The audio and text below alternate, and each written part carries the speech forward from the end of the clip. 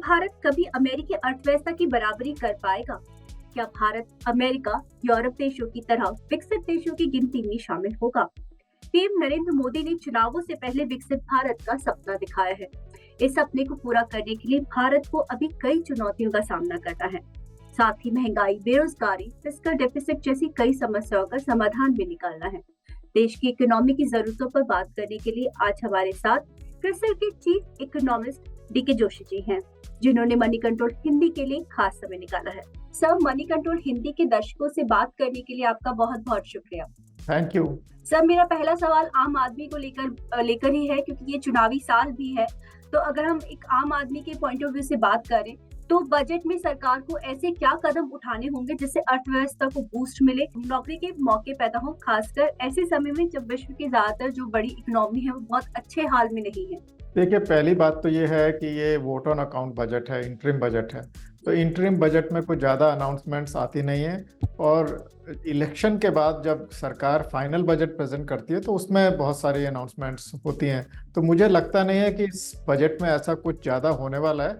हाँ, क्योंकि rural economy अच्छा नहीं कर रही है, क्योंकि इन्फ्लेशन बढ़ी हुई थी, तो उसको लेके कुछ कदम सरकार उठा सकती है रूरल इकोनॉमी को सपोर्ट देने के लिए। उनका मेन फोकस इसी में रहेगा कि फिस्कल डेफिसिट को नीचे कैसे लाया जाए, क्योंकि सरकार ने कमिट किया हुआ है कि हम जो डेफिसिट है उसको 4.5% ऑफ जीडीपी 25-26 वित्तीय वर्ष तक लेके आएंगे। तो उसके लिए ये लाजमी हो जाता है कि वो इस साल भी कटौती करें डेफिसिट में। तो एक तो ये रहेगा। दूसरी बात मैं ये कहना चाहूँगा कि सरकार थोड़ा फिस्कली कंजर्वेटिव है, और वो कोशिश वो बहुत ज़्यादा कंजम्पशन बूस्ट इकोनॉमी को नहीं देती है। पिछले कुछ बजट्स में भी हमने देखा है उन्होंने कंजम्पशन बूस्ट नहीं दिया। उनका फोकस जो है वो इन्वेस्टमेंट्स की तरफ ज़्यादा है। सर, आपने फिस्कल डेफिसिट की बात की। मैं आपके सवाल से आगे पूछना चाहूंगी कि सरकार को क्या कदम और उठाने होंगे कि फिस्कल डेफिसिट कम हो सके? देखिए, एक तो यह है कि आप पिछले 2 सालों का बजट देखें, खासकर पिछले साल का। उन्होंने जो कैपिटल एक्सपेंडिचर है या जो इन्वेस्टमेंट स्पेंडिंग है, खासकर आपका ट्रांसपोर्ट सेक्टर में, रोड्स, रेलवेज, पोर्ट्स, इनमें खर्चा बहुत ज़्यादा तेज़ी से बढ़ाया था। अब वो उतना तेज़ी से नहीं बढ़ा पाएंगे, उनको थोड़ा सा उसकी स्पीड कम करनी पड़ेगी, क्योंकि जैसा मैंने कहा वित्तीय घाटे को भी नीचे लाना है। तो जो आपने एक स्पेंडिंग में अपवर्ड पुश दिया था उसको थोड़ा नॉर्मलाइज करना पड़ेगा। तो उसके लिए जो इन्वेस्टमेंट स्पेंडिंग है उसको थोड़ा धीमी गति से बढ़ेगी, पर उतनी तेजी से नहीं बढ़ेगी जितनी पिछले साल बढ़ी थी।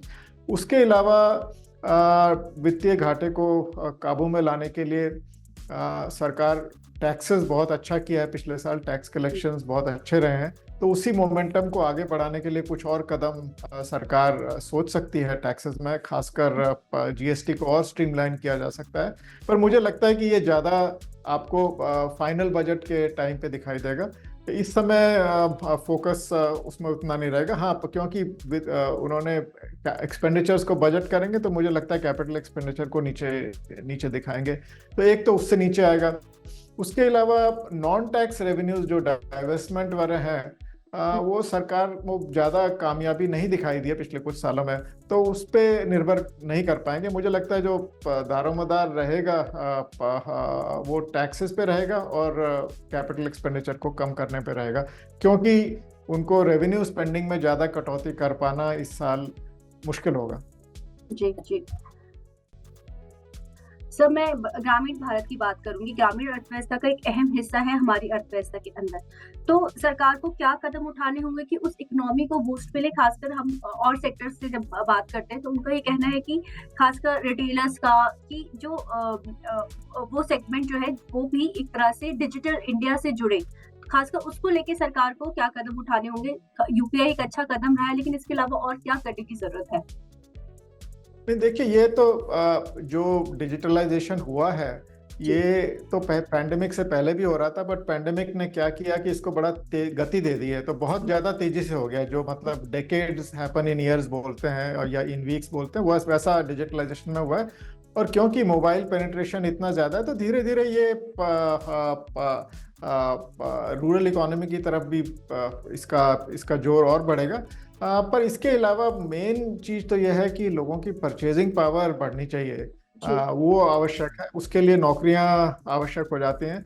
अभी जो हम ट्रेंड देख रहे हैं कंजम्पशन में वो ये है कि जो प्रीमियम प्रोडक्ट्स हैं, चाहे वो कार्स हों, चाहे वो आपके ऑटोमोबाइल टू व्हीलर्स हों, या हम्म। फिर हाउसेज हों, इनमें जो रिच हाई वैल्यू आइटम्स जो है उनकी डिमांड बहुत ज़्यादा है, लो वैल्यू आइटम्स की उतनी ज़्यादा नहीं है। सही तो है। एक तरह से ये थोड़ा सा ये दर्शाती है कि इनकम जो है वो हाई इनकम कैटेगरीज में और ज़्यादा तेज़ी से बढ़ी है। तो इसको थोड़ा सा जो नीचे का तबका है उसको, उसकी मदद करने के लिए सरकार, मेरे को लगता है, रूरल फोकस इस साल बजट में रखेगी। और साथ में वो किस रूप से रखेगी ये कह पाना अभी मेरे लिए मुश्किल है, पर वो फिस्कली कंजर्वेटिव है, तो वो डायरेक्ट कंजम्पशन बूस्ट देने में विश्वास नहीं रखते हैं। तो किसी तरह से शायद कोई सोशल सिक्योरिटी या सेफ्टी नेट इस तरह के कदम उठाए जा सकते हैं। तो ये तो बात हुई रूरल भारत की। अगर हम ईज ऑफ डूइंग बिजनेस की बात करें तो सरकार को वहाँ क्या और कदम उठाने की जरूरत है? देखिए, जो सरकार ने जो बिजनेसेस को बढ़ावा देने के लिए या इन्वेस्टमेंट को बढ़ावा देने के लिए एक कदम जो उन्होंने उठाया था कि उन्होंने डिसाइड किया कि हम इंफ्रास्ट्रक्चर क्रिएट करेंगे, तो उसका स्पिल ओवर इफेक्ट हमें दिखाई दे रहा है। जी। जहाँ तक ईज ऑफ डूइंग बिजनेस का सवाल है, उसमें भी कुछ कुछ कदम उठाए, पर उसमें वो एक प्रोसेस है, उसमें और आगे आपको इम्प्रूव करने की ज़रूरत है। अभी भी कभी लैंड एक्विजिशन का इशू खड़ा हो जाता है, तो और साथ साथ आपके डिस्प्यूट्स का रेजोल्यूशन में टाइम लगता है।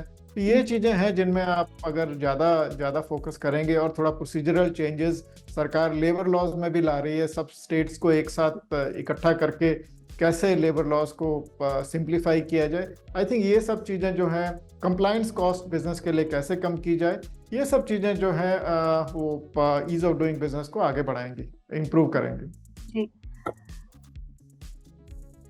तो मेरा आखिरी सवाल है कि मोदी जी का ये चुनावी साल है और मोदी जी ने हमें एक नारा दिया है, विकसित भारत, मतलब डेवलप भारत। हम एक डेवलप नेशन की गिनती में हम लोग शामिल हो जाए। पहला सवाल तो यही है कि क्या मतलब ये कितना फिजिबल है कि भारत जो है एक डेवलप नेशंस में अपनी जगह बना पाएगा, अपने आप को रैंक कर पाएगा? तो उसके लिए सरकार को क्या कदम उठाने की जरूरत है हर एक लेवल पर? देखिए, जहाँ तक ग्रोथ का सवाल है, हमारी ग्रोथ अभी इस समय जो बड़ी इकोनॉमीज है उनमें सबसे ज़्यादा तेज़ी से हम ग्रो कर रहे हैं।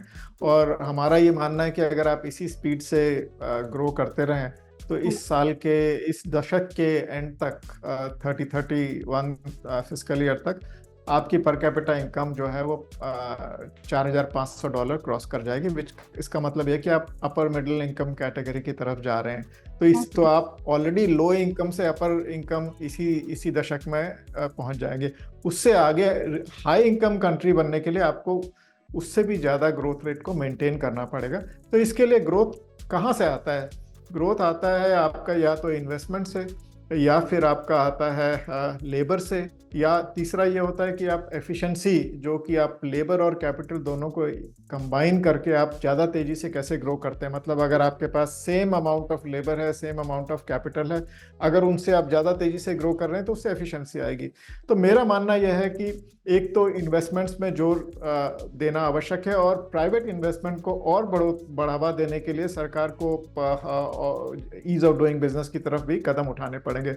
और प्राइवेट सेक्टर इस समय बहुत सक्षम है, क्योंकि उनकी बैलेंस शीट स्ट्रांग है, बैंकिंग सेक्टर की बैलेंस शीट भी स्ट्रांग है। सरकार में PLI स्कीम भी लेके आए हैं, जिससे थोड़ा फास्ट फॉरवर्ड हो रहा है इन्वेस्टमेंट। तो और कैपेसिटी यूटिलाइजेशन भी अच्छा है इकोनॉमी में। तो एक तरह से हालात बने हुए हैं कि प्राइवेट इन्वेस्टमेंट को बूस्ट मिले, लेकिन ग्रोथ में पार्टिसिपेंट होंगे या फिर आप एजुकेटेड होगी, तो इन चीज़ों की तरफ भी आवश्यक है। क्योंकि जो हाई इनकम कंट्री का ड्रीम है उसके लिए अभी टाइम लगा, वो इतना जल्दी नहीं होने वाला। अपर मिडिल इनकम कंट्री तो हम बन जाएंगे इस दशक में। जहाँ तक एफिशिएंसी का सवाल है, वो हमें ऑलरेडी आपके फिजिकल इंफ्रास्ट्रक्चर से भी मिल रही है और डिजिटल इंफ्रास्ट्रक्चर से भी मिल रही है। एग्जाम्पल आपको दूं कि अगर आप एक सड़क नई बना रहे हैं, हाईवे बना रहे हैं, उसके साथ साथ उसको फास्ट टैग भी कर रहे हैं, टोल इलेक्ट्रॉनिक कर रहे हैं, तो उसके वो समय की बहुत बचत होती है, ईंधन की भी बचत होती है, तो ये एफिशिएंसी बढ़ती है। तो इस तरह की कई एफिशिएंसीज हैं जो डिजिटल और फिजिकल इंफ्रास्ट्रक्चर से आती हैं, तो इनको भी आगे बढ़ाने की आवश्यकता है। तो सर हम मानकर चलते हैं कि जो एक डेवलप कंट्री की गिनती में भारत का शामिल होने का सपना है वो बहुत मुश्किल नहीं है। अगर भारत के लोग और सरकार कोशिश करे तो भारत भी एक डेवलप्ड नेशंस की गिनती में शामिल हो जाएगा। सर हमसे बात करने के लिए आपका बहुत बहुत शुक्रिया। धन्यवाद। धन्यवाद सर।